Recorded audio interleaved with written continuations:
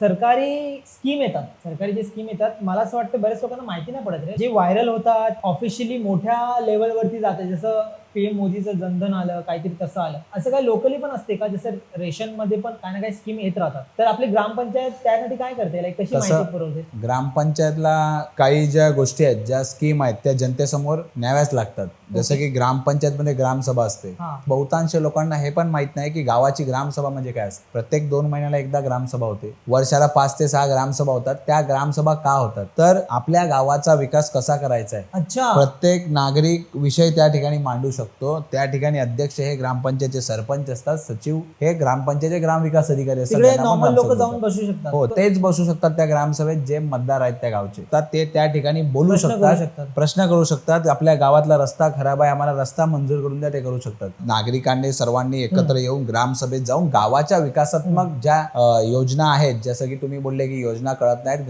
ग्रामपंचायतच्या खाली बोर्ड असते, योजनांचं बोर्ड असते, ते बोर्ड आहे किंवा ग्रामपंचायतला ऑथॉरिटी आहे. एखादी जर नवीन योजना आली तर घंटागाडीची आपल्याकडे कचरा घ्यायला येते, त्याच्या माईकमध्ये पण ते वाजवू शकतात. त्यांना हे कंपल्सरी आहे की त्यांनी ती जी योजना आलेली आहे ती नागरिकांपर्यंत पोहोचवायचीच आहे. ग्रामसभा आहे, एकत्र या, त्याचे बॅनर लागले जातात ग्रामसभेचे, ग्रामसभेला या, तर तेवढं सर्व होते, पण योजनांचे बॅनर हे लवकर लागले जातात. Okay. Watch full video only on Truth About Life YouTube channel and don't forget to subscribe us.